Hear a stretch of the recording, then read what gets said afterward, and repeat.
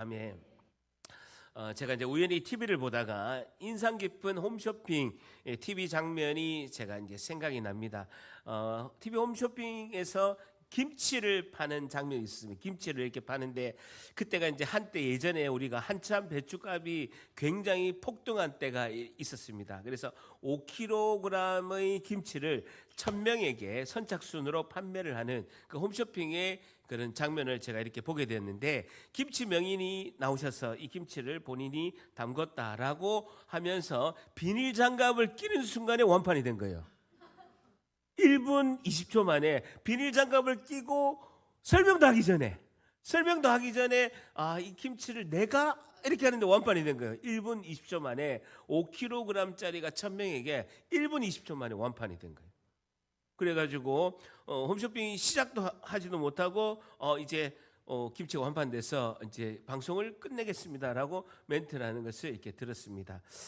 여러분, 지금은 우리가 참 평화의 시대가 끝나고 전쟁과 기근과 기후가 변화가 있으면서 자연재해들이 굉장히 많이 일어나고 있습니다. 인류의 종말이 너무나 가까운 것을 절실하게 느끼고 있습니다. 어제 미국과 이스라엘이 이란을 공습해서 드디어 이제 중군동 지방의 전쟁이 이제 시작이 되었습니다. 전쟁이 길게 갈지 짧게 끝날지는 잘 모릅니다. 대부분 전문가들은 한 일주일 정도에 끝이 나겠다고 하지만 사실은 이제 강대국들이 개입하게 되면 전쟁이 오래 될 수도 있습니다. 성경에서 말씀하신 종말의 때가 이렇게 가까운 것을 우리가 이렇게 느끼게 되고, 종말의 때가 되면 예수님께서 재림하시고 다시 오실 그날이 가까운 것을 우리가 알 수가 있습니다. 우리 인류 역사가 예수님이 재림하시고 다시 오시면 완판이 됩니다. 역사가 끝이 납니다. 우리 인생도 그날로 시마이 데스, 마무리가 이렇게 끝이 되는 거죠. 여러분, 신약 성경에는요, 인류 종말 때 큰 고난과 인류 종말 때 큰 환란이 있을 것이라고 마태복음 24장, 마가복음 13장, 누가복음 21장, 바울의 데살로니가 전후서에, 그리고 요한계시록에 자세히 인류 종말의 때에 대환란이 있을 것이다라고 성경은 예고하고 있습니다. 그 마지막 때에 모두들이 마지막 때에 우리 모두가 그 영과 육이 부활해서 하나님 앞에 마지막에 이제 심판 때에 서게 될 것입니다. 여러분, 오늘 살펴보는 다니엘서 마지막 장 12장도 그 인류의 마지막 때를 이제 말씀하고 있습니다. 그 마지막 때에 예수님이 재림하시면 우리가 예수님을 만날 것인데, 예수님께서 우리를 보실 때 내가 너를 기뻐한다, 내가 너를 볼 때 너무나 기쁘다라고 하는 예수님이 기뻐하시는 우리 성도의 모습으로 우리가 예수님을 만나야 될 줄 믿습니다. 그래서 오늘 다니엘서 12장을 통해서 오늘의 질문은요, 하나님이 기뻐하시는 성도는 어떤 모습일까요? 오늘 제목이 뭐라고요? 하나님이 기뻐하시는 성도는 어떤 모습일까요에 대한 교훈을 얻고자 합니다. 오늘 질문은요, 하나님이 기뻐하시는 성도는 어떤 모습일까요? 하나님이 기뻐하시는 그 모습으로 우리가 예수님을 만나야 되는데, 종말의 때가 지금 가까이 왔습니다. 언제일지는 모릅니다. 그런데 하나님이 기뻐하시는 성도의 모습을 오늘 다니엘서 마지막 장 12장에는 말씀하고 있습니다. 그 말씀을 오늘 살펴보고자 합니다. 12장 1절 봅니다. 12장 1절 보게 되는데요, 11장은요 다니엘 이후에 400년에서 500년 이후의 역사를 103가지 예언으로 이렇게 역사를 기록하고 있습니다. 나중에 이제 제가 기회가 되면 한번 설명하고요. 12장 1절 한번 같이 있습니다. 시작. 그때 내 민족을 호위하는 큰 군주 미가엘이 일어날 것이요, 또 환란이 있으리니 이는 개국 이래로 그때까지 없던 환란일 것이며, 그때에 내 백성 중에 책에 기록된 모든 자가 구원을 받을 것이다. 그때의 동그라미죠. 마지막 종말의 때를 말하고 있습니다.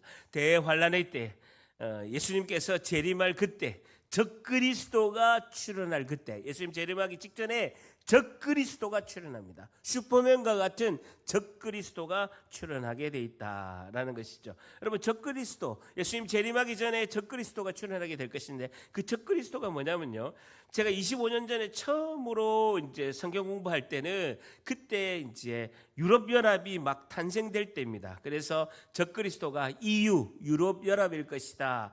그게 배경이 있는 영국이 뒤에서 이렇게 배경이 돼 있는 로마 캐톨릭과 그다음에 EU 유럽연합이 적그리스도일 것이다라고 이렇게 25년 전에 제가 성경 배울 때는 그때 이제 그렇게 많이 대부분이 학자들이 해석을 했습니다. 근데 저는요, 한 7, 8년 전부터 적그리스도는 제가 주장하기는 4차 산업의 인공지능 AI다라고 저는 이제 할 수가 있습니다. 여러분, 세계 모든 정보가 인터넷으로 다 모여 있습니다. 그리고 경제, 금융, 군사, 보건의료, 법률, 문화가 AI 빅데이터로 지금 다 모여지고 있습니다. 그래서 인공지능 AI가 세계를 지배하는 시대가 이미 왔습니다. 그건 어느 누구도 부인할 수가 없습니다. 지난주 뉴스를 보니까요, 여러분 강대국 사이의 군사 대결을 예상해서 AI에게 이제 군사 대결하는 것을 요구를 했습니다. 뭐 3대 AI라고 할 수 있는 제미나이, 챗GPT, 클로드에게 군사 대결을 강대국이 러시아와 중국과 미국이 이제 이렇게 전쟁을 일으킨다면 어떻게 너희들이 작전을 짤 것인가라고 세계의 인공 AI에게 명령을 이제 내려보니까 새 인공지능 AI 모두가 제미나이, 챗GPT, 클로드가 전부 다 핵전쟁을 하겠다는 거예요. 핵전쟁을 하지 않으면 전쟁을 이길 수가 없다는, 핵미사일을 다 버튼을 눌려서 핵전쟁으로 전쟁을 진행하는 걸로 AI가 결론을 내린 거죠. 그러니까 인류의 핵전쟁이 일어나면요, 다 죽습니다. 승리 자체가 없고 다 죽게 되는 거죠. 여러분, 이번에 미국의 베네수엘라 마두로 대통령을 미국이 3시간 만에 체포해가지고 압송했습니다. 그때 작전도 누가 했습니까? AI가 짰어요. AI가 치밀하게 계획을 잡아서 진행을 한 걸 보죠. 물론 준비는 오랫동안 미국의 정보국에서 했습니다만은 그 정밀한 그런 작전은 AI가 이렇게 진행했다라는 것입니다. 여러분, 당연히 AI를 움직이는 그림자 정부도 있을 것입니다. 우리가 잘 아는 그림자 정부가 뭡니까? 프리메이슨과 일루미나티가 AI로 더욱더 강력한 힘을 가지고 막강한 세력으로 향후에 기독교를 탄압하는 그런 시대가 올 것이다라는 것입니다. 자, 12장 1절을 보게 되면요, 내 민족을 호위하는 큰 군주 미가엘, 동그라미 쳐보세요. 큰 군주 미가엘이 일어날 것이다. 인류 종말의 대환란의 시기에 적그리스도가 득세해서 굉장한 환란이 일어날 것인데, 천사의 군대 장관 미가엘, 천사의 군대 장관인 미가엘 천사가 나타나서 하나님의 백성을 이제 보호하고 최후의 구원을 준비하는 일을 할 것이다라는 겁니다. 그러면서 환란이 있으리니 이는 개국 이래로 주쳐보세요. 역사상 한 번도 없었던 대환란이 일어날 것이다는, 그때에 없던 환란이 일어날 것이다는, 종말에 엄청난 성도들이 박해를 받는 그런 일이 일어날 것이다라는 겁니다. 그 전에 있는 박해는 아무것도 아닐 정도로 큰 환란의 때에 박해가 있을 것입니다. 여러분, 그때 우리가 그 믿음을 지키기 위해서 지금 예배 드리면서 이 믿음 가운데 말씀을 붙잡는 거예요. 여러분, 그때는요, 생명이 중요한 것이 아닙니다. 내가 이 생명을 유지하는 게 중요한 것이 아니라, 그때 과연 내가 생명을 걸고 말씀을 붙잡고 믿음을 우리가 살릴 수 있는가, 그것이 굉장히 중요한 순간이 오게 돼 있다는 거예요. 여러분, 우리가 그것을 우리 자녀들에게 이 성경의 말씀 가운데 믿음의 유산을 우리가 이렇게 흘려보내는 것이 너무나 중요하다는 거예요. 그때는요, 생명을 내가 살린다고 해서 믿음을 버리는 사람들이 너무 많다는 거예요. 어디에? 교회에 많다는 거예요.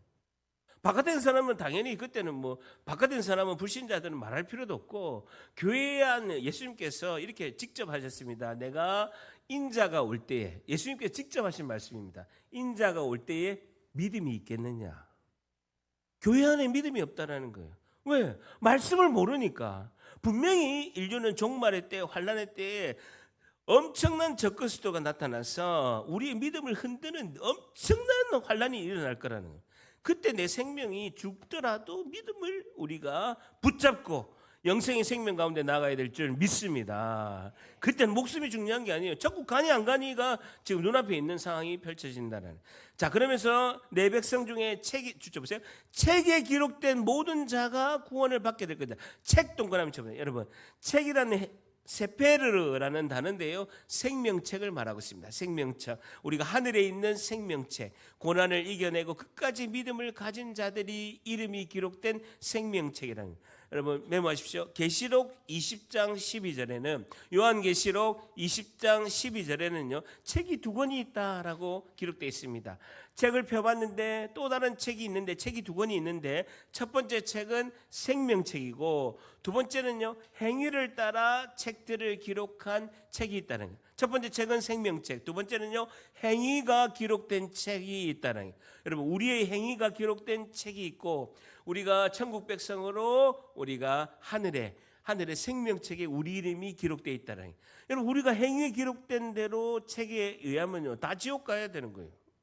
저도 마찬가지입니다. 아우 제가 예수님 믿기 전에 뭐 얼마나 타락했습니까?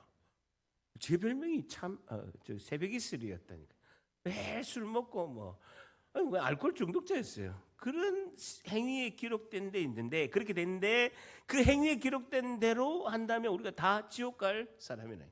그런데 예수님께서 그 행위대로 하면 내가 지옥 가지만 그 행위에 대해서 내가 죄값을 다 치르시고 주님이 십자가에서 그 피를 흘리면서 생명으로 죄값을 내가 다 치렀다. 너는 생명책에 이름이 기록됐기 때문에 너는 천국을 간다라고 판결을 받는다는 거예요. 계시록 13장 8절에도 어린 양의 생명책, 빌립보서 4장 3절에도 그들의 이름이 생명책에 있느니라라고 이렇게 말씀하고 있습니다. 우리의 이름이 하늘의 생명책에 기록된 줄 믿습니다. 여러분께서 우리 하늘의 생명책에 이름이 기록된다고 믿는다면 우리가 끝까지 믿음을 지킬 것을 믿습니까? 아멘. 우리가 한 걸음 한 걸음, 어제까지는 확신이 없더라도 오늘부터 한 걸음 한 걸음 믿음으로 전진하면 나아갈 줄 믿습니다. 자, 2절 보세요. 땅에 티끌 동그라미 아파르 무덤을 말하고 있습니다. 땅의 무덤 가운데 자는 자 중에서 많은 사람들이 깨어나 많은 사람 동그라미 쳐보세요. 히브리어로 라브라는 단어인데 모든 자가 무덤에서 부활한다라는 겁니다. 예외 없이 모든 사람이 영혼과 육체가 다 부활하게 될 것이다 라는 것입니다. 깨어나 영생을 받는 자도 있겠고 보세요. 수치를 당하여 영원히 부끄러움을 당할 자도 있을 것이다 라고 말씀하고 있습니다. 수치를 당하여 영원히 부끄러움을 당할 자도 있을 것이다. 영원한 형벌 지옥을 갈 사람도 있을 것이다 라는 겁니다. 여러분 구약 성경에 예수님 재림 때 악인과 의인이 다 부활할 것이라는 내용이요. 여기 다니엘서 12장에 처음 등장하고 있습니다. 다니엘서 12장에 모두가 부활할 것이라고 처음 등장한 것을 이렇게 볼 수가 있습니다. 자, 그러면서요. 믿음의 백성들은 보상이 있다라는 내용이 12장 3절입니다. 오늘의 핵심의 내용이 정말 심장 뛰는 말씀. 오늘의 암송구절 12장 3절. 제가 정말 다니엘서에서 12장 3절 심장 뛰는 이 말씀 같이 함을 있습니다. 12장 3절 시작. 지혜 있는 자는 빛과 같이 빛날 것이 많은 사람을 옳은 대로 돌아오게 하는 자는 별과 같이 영원토록 빛나니라. 줄 보세요. 별과 같이 영원토록 빛나니라. 저도 같이 읽습니다. 시작. 별과 같이 영원토록 빛나니라. 한 번 더 시작. 별과 같이 영원토록 빛나니라. 지혜 있는 자는 별과 같이 영원토록 빛나리라 라는 것입니다. 여러분 제가 신학대학교 갈 때요. 신학대학원 다닐 때 구약의 대한민국 최고의 대가들이 가르쳤습니다. 여러분 총신대 총장을 했던 김희연 교수님이요 구약에 이제 가르치고 그다음에 부총장 하신 우리 김진석 교수님, 류호준 교수님 이분들은요 세계적인 학자들입니다. 이분들이 가르치는 그 구약을 이렇게 읽고 그 중에서도 정말 성경을 잘 가르친 분이요 송병현 교수님이라고 있었습니다. 여러분 CTS 그다음에 CGN에 나와서 그 성경을 가르쳤던 분이 있고.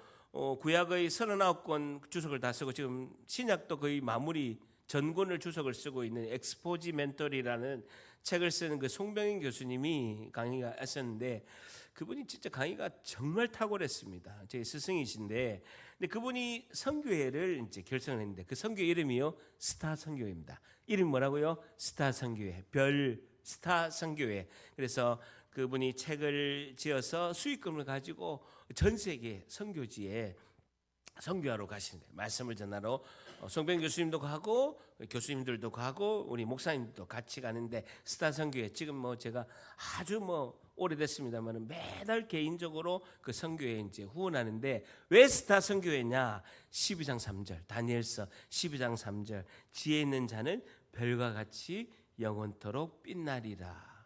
이 선교회를 통해서 말씀을 전하는, 선교회를 통해서 영혼구원에 헌신한 자는 별과 같이 영원토록 빛나리라. 스타가 된다라는 거예요. 여러분, 스타가 뭡니까? 여러분, 우리 지난주에 스타 나왔잖아요. 연예인, 예, 장하영이라고. 스타예요.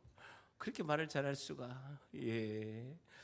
예, 우리 그게 원래 실력인지 하여튼 뭐 좀 아리까리한데 어쨌든 연예인이 스타 같이, 예, 별과 같이 영원토록 빛나리라.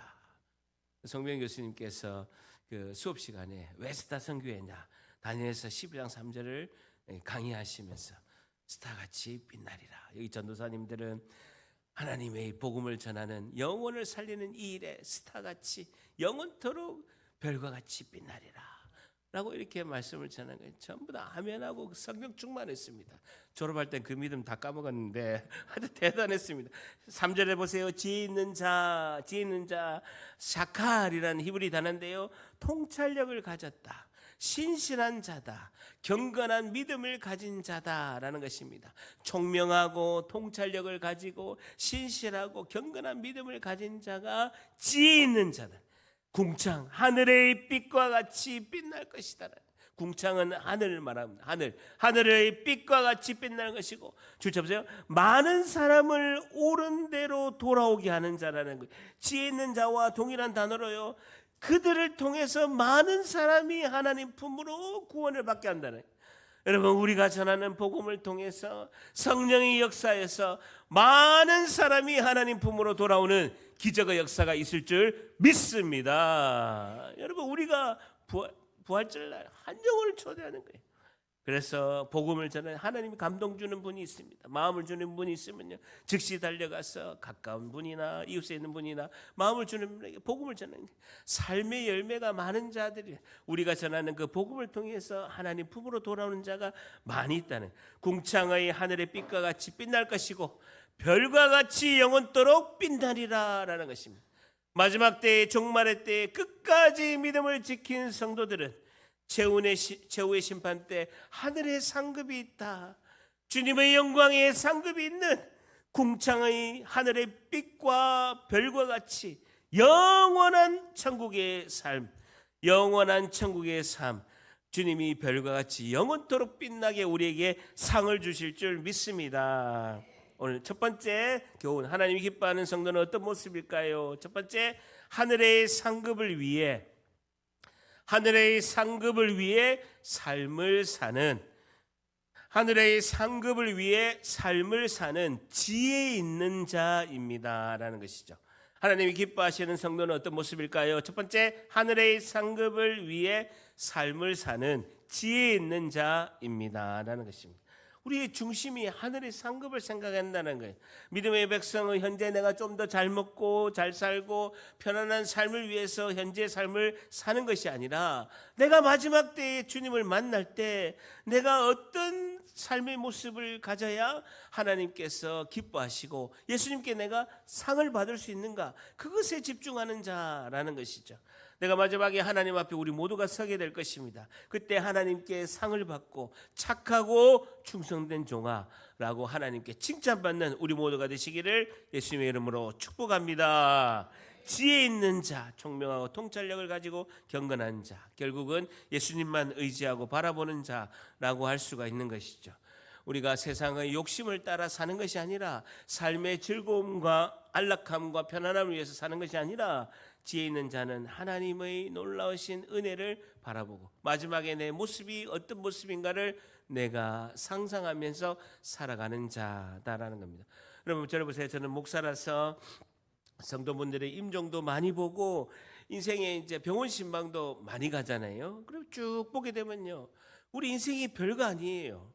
여러분, 돈이 많은 자나 권력이 많은 자나, 그리고 많은 것을 가진 자나 가난한 자나 힘이 없는 자나 똑같이 우리가 마지막에는요, 환자복 하나 입고 우리가 인생을 마감한다는 겁니다. 여러분, 수십조의 재산을 가진 재벌도 마지막에는 환자복 하나 입고 마감하는 거예요. 가난한 자나 가진 자가 없는 자도 똑같이 병원에 있는 환자복 입고 인생을 마무리한다는. 여러분, 지혜 있는 자는 나의 모습이 마지막 때 어떤 모습인가, 그것을 늘 상상하면서 하루하루 삶을 살아가는 자다라는 것입니다.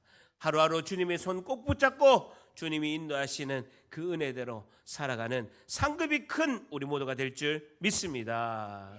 여러분, 제가 요즘에 이 2월달이 되면요, 아버님이 돌아가신 때가 이때 무렵입니다. 설날 이 무렵이라서 참 매년 2월달 되면 아버지 생각이 많이 나는 거예요.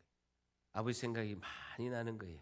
어머니 아버지 돌아가신 두 분 생각이 많이 나는 겁니다. 그래서 어제 설교도 준비하면서 눈물이 나는 거예요. 아버지 생각하니까. 제가 예수님 믿을 때 아버님이 저를 핍박을 많이 하는 거예요. 저희 아내와 저를 핍박을 많이 해서 나중에 이제 아버님께서 이제 다 교회 나오시고 한 15년 이제 교회를 다니시고 이제 소천하셨는데, 나중에 교회 나오셔서 이렇게 은혜를 받으시니까 저의 손을 딱 잡으면서, 옛날에 핍박한 게 있잖아요. 제 손을 탁 핍박해도 정말 잘해드렸거든요. 용돈도 더 많이 드리고 더 많이 효도하고 더 섬기고 한 번도 불평하지 않고, 당연히 박해와 핍박은 있을 거다, 당연히 영적 공격은 있을 거다라고 제가 예상했기 때문에 아버님한테 잘해드렸는데, 그걸 이제 고맙게 생각해서 저 손을 탁 잡으면서 아들아 그때 미안했다라고 이렇게 눈물 흘린 기억이 납니다. 그리고 제가 신학 공부하고 6년 동안 서울에 있다가 다시 이제 해운대로 돌아왔을 때, 목사가 돼서 이렇게 왔을 때 너무너무 기뻐하셨어요. 아버지는 다 알고 계시거든요. 해운대에 그 큰 52평 아파트도 내버려 두고 공부한다고 올라가서 서울에 가서 전세 살다가 뭐 전세를 너무 올리니까 또 월세 살다가 고생 많이 했거든요. 신학 공부한다고 고생 많이 한 것도 알고 계시기 때문에 다시 왔을 때 목사가 돼서 설교를 하는 아들을 딱 보고 계실 때 아버님이 많이 우셨어요. 그럴 때 아버님께서 우리 아들이 정말 목사라서 잘했으면 좋겠다라고 새벽에 3시에 일어나서 매일 기도한 겁니다. 마지막에 아버님께서 소천하실 때 제가 이제 병원에 가서 아버님 손 잡으면서 의식이 없어가지고, 하나도 의식이 없어서 들리지도 않고 보이지도 않고 아무 의식이 없는데, 제가 이제 손을 잡고 다니엘서 12장 3절을 제가 외친 거죠. 아버님, 천국의 한복판에 별과 같이 정말 빛나고 그 영광스러운 모습으로 별과 같이 그 천국의 제일 한복판에서 저는 열심히 영혼 구원을 위해서 복음을 전하고 목사에 열심히 최선을 다해서 제가 마지막에 아버지 만날 때 아버지 별과 같이 영광스러운 모습으로 천국의 제일 중심에 제일 한복판에 거기서 만납시다 라고 하는데요, 아무 의식이 없고 돌아가시기 정말 1분 전에 큰 소리로 아멘 하면서 눈물을 쫙 흘리시는 거예요. 정말 천국에 소망이 있구나. 내가 목회하면서 힘들더라도 이 아버지의 정말 영광스러운 은혜 가운데 들어가는 걸 보고 내가 정말 최선을 다해야지. 하나님께서는 이렇게 복을 많이 주셨는데 내가 정말 가족 구원과 많은 사람 영혼 구원을 위해서 하나님이 나를 쓰시는구나. 이 영광 가운데 나를 별과 같이 쓰시는구나. 그 은혜가 임할 때요, 너무너무 기쁜 거예요. 2월달마다 참 생각이 나는 걸 볼 수가 있습니다. 이 은혜가 우리 모두에게도 임하실 줄 주님의 이름으로 축복합니다. 자, 4절에 보세요. 다니엘아 마지막 때까지 이 말을 간수하고 이 글을 봉함이라. 이 글을 봉함이라. 주쳐보세요. 많은 사람이 빨리 왕래하며 지식이 더하리라. 간수하고 지켜라 라는 겁니다. 온전히 보관하고 보존해라 라는 것입니다. 이거를 봉함이다 라는 것입니다. 이것은 봉함이다, 인을 도장을 찍었다 라는 것은 결코 바뀔 수가 없다, 공식적으로 인정이 되고 이것이 계시의 마지막으로 다 완전한 계시로 있게 된 것이다 라는 것입니다. 그러면서 많은 사람이 빨리 왕래하며 많은 노력을, 이 말씀을 깨닫기 위해서 많은 노력을 해야 된다라는 것이죠. 빨리 왕래한다는 건요, 부지런히 노력해야 된다. 참된 말씀을 깨닫기 위해서 부지런히 노력해라. 지식을 더하리라 라는 겁니다. 진리의 말씀을 깨닫는데 최선을 다해라 라는 것입니다. 그러면서 5절에 나 다니엘이 본즉 다른 두 사람이 있어 하나는 동그라미 쳐보시고 강이 쪽 언덕에 섰고 하나는 강 저쪽 언덕에 서 있다. 티그리스강 히데겔 티그리스 강의 두 천사를 이렇게 보게 되는데요. 6절에 그 중에 하나는 세마포를 입은 자라는 것입니다. 세마포, 희고 빛나는 옷을 입었다는 신적 위엄과 그 정결을 상징하는 옷을 입었고, 그 광물에 있는 자가 이르되 이 놀라운 일의 끝이 어디까지냐 하더라라는, 이 놀라운 일의 끝이 줄자 보세요. 예수님이 재림이 이루어질 때가 언제냐라고 이렇게 물은 것이죠. 내가 들은즉 그 세마포의 옷을 입고 강물 위쪽에 있는 자가 자기의 손 좌우의 손을 흔들어 하늘을 향하여 극히 엄숙하고, 맹세의 표현으로 좌우손을 들어서 하늘을 향하여서 이렇게 뻗고 되는데, 영원히 살아계시니 초월자 하나님을 가리켜 맹세하여 이르되 반드시 줄자 보세요. 한때 두때 반때 3년 반 동안에 그 엄청난 대환란이 일어날 것이다. 아마겟돈의 최후 전쟁이 일어나고 그 3년 6개월 동안 42개월 동안에 엄청난 환란이 일어날 것이다. 지나서 성도의 권세가 다 깨지기까지이니라는 것입니다. 수많은 교회의 변절자가 있게 되고 수많은 순교자도 나올 것이다. 그렇게 되면 이 모든 일이 다 끝나게 될 것이다. 인류의 정확하지는 않습니다. 3년 6개월 동안 엄청난 대환란이 일어날 것인데, 적그리스도가 나타나고 엄청난 일이 일어날 것인데, 그때 우리가 믿음을 끝까지 붙잡아서 순교할지라도 믿음을 붙잡아야 된다. 수많은 교회의 변절자가 일어날 것이다 라는 것입니다. 여러분, 마태복음 24장 36절은요, 예수님께서 그러나 그날과 그때는 아무도 모른다라고 말씀하고 있습니다. 언제 예수님 재림할지, 그 기간의 환란의 때가 어느 때인지 잘 모릅니다. 이 상징적인 3년 6개월인데 잘 모른다네. 그럼에도 불구하고 우리가 있는 동안은 환란의 때에 믿음을 붙잡아야 될 줄 믿습니다. 언제일지 모른다는, 인류 종물이 엄청난 자연재해가 앞으로 일어날 것이고, 우리 집에 있다가, 여러분 집에 있다가 자연재해가 일어나고 지진이 일어나고 이럴 때 엄청나게 앞으로 그런 일이 많을 거라는 거예요. 여러분, 제가 포항에 처음 와가지고, 포항에 오기 전에 그때 2017년도에 우리가 지진이 났잖아요. 그리고 지진이 나서 이렇게 왔는데 있다가 또 큰 지진이 났어요. 2018년으로 기억하는데, 초여기였는데 새벽에, 그때 주일이었어요. 주일이었는데 제가 설교를 그때 3시 반인가 4시에 일어나서 설교를 다시 다듬고 있는데 이 집이 아래 위로 튀더라고요. 통통통통 뛰는데, 와, 지진이 엄청나게 세게 뛰더라고요. 그렇게 했는데도 4.5가 안 됐는데도 이 정도인데, 앞으로 이런 자연재해가 많이 일어날 것이다. 여러분, 그때 여러분 급히 아파트를 계단으로, 엘리베이터 타면 안 됩니다. 아파트에서, 제가 건축 전문가잖아요. 건축 특급 기술자잖아요. 아파트에서 제일 강한 쪽이 계단입니다. 철근이 제일 많이 들어가 있어요. 그걸 코어라고 하는데, 아파트에서 건물이 무너지더라도 제일 늦게 무너지는 게 계단입니다. 계단. 엘리베이터 타면 안 되고 계단으로 급히 내려와야 되는데, 여러분 급히 대피할 때 뭔가 집에서 하나를 들고 나와야 되잖아요. 그냥 나가지는 않을 거 아닙니까? 그럼 집에마다 골드밥 많이 있잖아요. 없어요? 한돈에 100만 원인데 없어요? 네, 어쨌든 뭘 하나를 들고 나오긴 나올 거 아닙니까? 여러분, 무엇을, 가장 소중한 걸 하나를 들고 급히 나오겠죠. 빈손으로는 안 나오겠죠. 그때 잡는 게 나의 믿음과 나의 신앙의 점수다라는 거예요. 무엇을 들고 나오겠습니까? 위기 때 내가 뭘 들고 계단으로 도망을 나온다면, 그 들고 오는 것이 내가 가장 소중하게 생각하는 것인데, 그게 나의 믿음의 점수, 신앙의 점수다라는 거예요. 뭘 들고 나오겠습니까?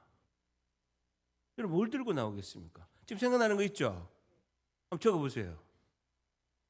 저는 뭘 들고 나오느냐? 저는 하영수 손잡고 나가야죠. 하영수 손 안 잡고 나가면 좀 맞아 죽습니다.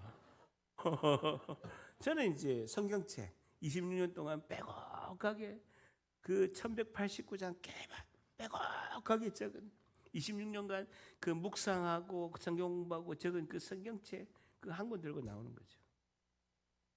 왜냐? 나의 모든 하나님의 사랑의 러브 스토리가 그 한 권에 다 있는 거예요. 저는 가장 소중한 게 26년 동안 그 읽고 기록한 그 성경책 한 권, 가장 소중하다는. 자, 그러면서 8절에 13절은요, 성도의 인내가 필요하다.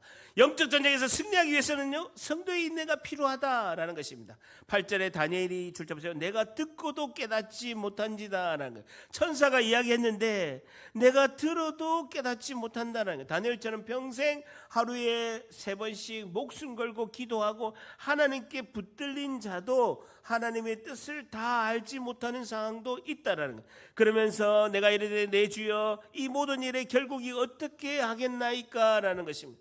다니엘의 관심은 하나님의 백성들이 최종적으로 어떤 결론이 날 것인가, 이게 너무너무 궁금합니다라고 이야기합니다. 그럴 때 그 천사가 9절 같이 있습니다. 시작. 그가 이르되 다니엘아 갈지어다. 이 말은 마지막까지 간수하고 봉함할 것임이니라. 마지막까지 간수하고 봉함할 것이다. 다니엘에 대한 하나님의 계시가 마지막까지 완전히 종결됐으니까 이건 바뀌지 않는다. 그래서 딱 도장이 찍혀 있다. 그러면서 줄잡으세요. 그가 이르되 다니엘아 갈지어다 라는 겁니다. 이 영어 성경을 보니까 다니엘아 갈지어다, 갈지어다, 이거 NIV나 NASB 성경을 보니까 go your way, 너의 길을 가라 라는 겁니다. 천사가 다니엘의 질문에 종말의 때가 언제 옵니까? 신경 쓰지 말고 너의 길을 가라 라는 것입니다. 다시 오실 예수님을 기대하면서 주님이 주신 그 사명의 길을 가라 라는 겁니다. 언제 이런 일이 일어났습니까? 그때가 중요한 것이 아니라 오늘 하나님께서 너에게 은혜를 줄 때 이 순종의 길, 사명의 길을 오늘도 가라는 것입니다. 오늘의 두 번째 교훈은요, 하나님이 기뻐하신 성도는 어떤 모습일까요? 두 번째, 오늘도 내일도 순종의 길을 걸어가는, 오늘도 내일도 순종의 길을 걸어가는 지혜 있는 자입니다 라는 것입니다. 오늘도 내일도 순종의 길을 걸어가는 지혜 있는 자입니다 라는 것입니다. 마지막 때에 하나님이 주실 그 상을 기억하면서 언제일지는 모르지만 오늘도 내일도 사명의 길, 순종의 길을 가는 자가 하나님께서 별과 같이 빛나는 지혜로운 자로 우리를 인정하실 줄 믿습니다.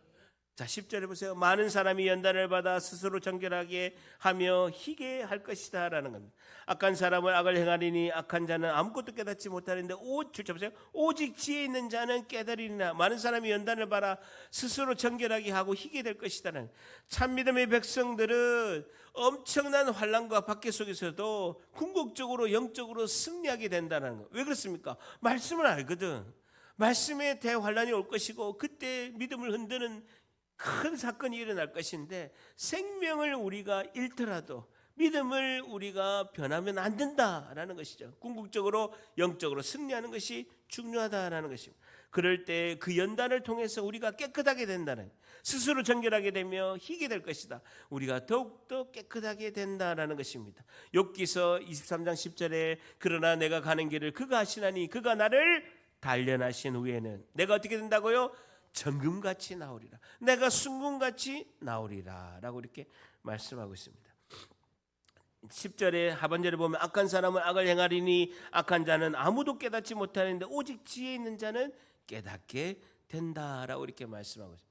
지혜 있는 자, 주님을 의지하는 자, 주님만을 붙드는 자, 별과 같이 빛나는 자, 하늘의 상급을 바라보는 자가 하나님께서 깨닫게 하신다라는 겁니다. 그러면 11절에 멸드린 제사를 폐하며 멸망하게 할 가정할 것을 세울 때부터 줄쳐보세요. 1290일, 1290일은요 3년 6개월, 이게 1260일이거든요. 3년 6개월이 1260일인데 플러스 30일을 한 거예요. 그래서 예수님이 재림한 후에 1260일, 3년 6개월 후에 30일 동안 주님이 최종 심판을 하실 것이다. 그러면서 12절에 기다려서 1335일까지 1335일 줄쳐보세요. 1290일에서 45일이 추가되죠. 그 이르는 사람은 복이 있으리라라는 것입니다. 그래서 핍박과 예수님의 심판이 1290일에 끝나고 45일 동안 하나님께서 하나님의 백성들을 새하늘과 새 땅에 들어가게 하신다라는 겁니다. 그런 자는 복이 있으리라. 하나님의 완전한 통치가 이루어진다라는 겁니다. 여러분, 상징적인 이 날짜인데요. 왜 이렇게 구체적으로 제시했느냐? 하나님께서 그 환난과 고난이 한정돼 있다. 기간이 정해져 있다. 여러분 마라톤이 42.19km잖아요. 근데 여러분 마라톤이 42.19km이기 때문에 뛰는 거예요. 근데 42.19를 떴어. 한 번 더 뛰어. 이러면 못 뛰는 거예요. 그죠? 42.19라고 정해졌기 때문에 그걸 견뎌내는 거예요. 마찬가지로 구체적인 일수를 딱 정한 것은요, 다 됐다. 정해진 것이다. 이 기간은 내가 정했으니까 버텨라, 견뎌라 라는 것을 이렇게 주신다라는 것입니다. 그래서 주님이 이끌어 가신다. 성도의 견인, 하나님의 인도하심으로 너희들이 이길 수 있다. 이것을 강조하는 것이죠. 여러분, 하나님의 계획은 매우 치밀하고 아주 디테일하시고 아주 정확한 줄 믿습니다. 여러분, 우리 가정에 보게 되면요, 이제 하나님은 아주 디테일하고 세면하시고 날짜도 정하시고 계획하시고 예정하시고 아주 정확한 분이에요. 우리 가정에도 보면 이제 남자 2명, 이제 여자 2명이잖아요. 저와 아들은요 아주 디테일합니다. 그래서 어디 여행 가면요 식사도 할 곳 장소 정하고 미리 전화하고 또 가면서도 식당에 알아보고 차를 마시는 장소까지 아주 그다음에 예산까지 정확하게 고려해서 갑니다. 반면에 아내와 딸은요 하나님은 아주 세밀하고 디테일한데 정반대로 그냥 가자입니다. 그냥 가는 거예요. 맛있는 식당 갔는데 전화해보면 되잖아요. 오늘 합니까 안 합니까 전화하면 되는데 갔는데 문 닫아. 그러면 이게 아닌가 봐 해서 옆에 가서 먹자 하고 그냥 가는 거예요. 그리고 여러분 아주 적극적인 경우가 많이 있는데 여러분 짬뽕 먹으러 가면서 결론은 어디 간 줄 압니까? 스파게티 집 갑니다. 우리 짬뽕 먹으러 가자. 오늘 비 오고 이렇게 바람 부는데 짬뽕 먹으러 가자. 근데 그 뭐 하는지 안 하는지 확인하고 가다가 그냥 스파게티 먹자라고 이렇게 바뀌는 경우가 너무나 많다는. 하나님은 그런데 가만히 보면요, 하나님은 즉흥적이고 단순한 사람을 더 쓰실 줄 믿습니다. 단순한 사람 쓰시더라고요. 계획 없는 사람 쓰시더라고요. 즉흥적인 사람을 쓰는 것을 많이 볼 수가 있다는 것입니다. 자, 그러면서 13절에는요 하나님께서 다니엘에게 위로와 축복의 말씀을 주십니다. 너는 가서 마지막을 기다리라 라는 걸 줄쳐보세요. 마지막을 기다리라. 너는 가서 마지막을 기다리라. 세번역 성경에 보니까요 너는 끝까지 신실하여라. 너는 끝까지 신실하여라. 현대인의 성경을 보니까 너는 끝까지 충성하여라, 충실하여라 라고 이렇게 말씀하고 있습니다. 자, 그러면서 그날이 임할 때까지 지금 하고 있는 일을 계속하라 라고 이렇게 말씀하고 있습니다. 너가 부를 때까지 너의 일을 하라. 내가 너를 부를 때까지 너의 일을 하라 라고 이렇게 말씀하고 있습니다. 그러면서 마지막까지 성실하게 주의 사명을 다해라. 가서 일상에서 최선을 다해라. 하던 일을 마저 하라. 그러면서 그날이 오지 않을 것처럼 즐거움과 허무에 빠지지 말고 너는 끝까지 사명을 다해라 라는 것입니다. 13절에 다 같이 저를 따라 읽습니다. 너는 가서 마지막을 기다리라. 한 번 더. 너는 가서 마지막을 기다려라. 그러니까 마지막을 생각하고 시작하라 이런 뜻입니다. 마지막을 기다리라는 것은 마지막을 생각하고 시작하라 이런 역설의 뜻이라고 할 수가 있는 것이죠. 너는 가서 마지막을 기다리라. 끝까지 너의 사명을 다해라 라는 것입니다. 가서 일상에서 최선을 다해라. 마지막까지 성실하게 주의 사명을 다해라. 마지막 세 번째, 성도 하나님이 기뻐하시는 성도는 어떤 모습일까요? 마지막 세 번째, 마지막까지 사명을 다하는 지혜 있는 자입니다 라는 것이죠. 마지막까지 사명을 다하는 지혜 있는 자입니다. 하나님이 기뻐하시는 하나님의 백성은요 마지막까지 사명을 다하는 지혜 있는 자입니다. 13절 하반절에 내가 평안히 쉬다가 줄쳐보세요. 이것은요 소망을 가지고 머무르라 라는 것입니다. 소망을 가지고 머무르며 쉬어라 라는 것이죠. 일상적인 휴식이 아니라 소망을 가지고 머무르면서 쉬어라 라는 것입니다. 우리가 예수님의 재림 때 우리가 육신이 다시 부활할 때까지 무덤 속에서 소망을 가지고 평안히 쉬어라 머물러라 라는 뜻입니다. 그러면서 끝날에는 내 몫을 누릴 것이다. 내 몫, 줄쳐보세요. 내 몫이 뭡니까? 하늘에 큰 상급이 있다라는 거예요. 하늘에 큰 상급이 있다라는 것입니다. 여러분 계시록 22장 12절에는 보라 내가 속히 오리니 내가 줄 상이 너희들에게 있어 내게 있어 각 사람에게 그가 행한 대로 주님이 갚아주리라 이렇게 말씀하고 있습니다. 하나님께서 우리에게 큰 상을 주실 줄 믿습니다. 마태복음 25장 1절에도 착하고 충성된 종아, 너가 작은 일에 충성하였으면 내가 많은 것을 너에게 맡기리니 내 주인의 즐거움에 참여할지라 라고 말씀하고 있습니다. 여러분, 그날이 반드시 오실 줄 믿습니다. 하나님 우리를 택하시고 부르시고 예수님의 사랑을 전하라고 우리를 지혜 있는 자로 만드신 줄 믿습니다. 그 사명을 붙드는 거예요. 그 사명을 붙들고 오늘도 내일도 나아가는 우리 모두가 되시기를 축복합니다. 우리는 사명을 붙잡고 날마다 복음을 전할 때 하나님께서 기뻐하시는 1등 시민이 될 줄 믿습니다. 우리는 지혜 있는 자이기에 오늘도 하늘의 상급을 위해서 살아가고 오늘도 내일도 순종의 길을 걸어가며 마지막까지 사명을 다해서 하나님이 기뻐하시는 하나님의 백성들 다 되시기를 예수님의 이름으로 간절히 축복합니다. 기도하겠습니다.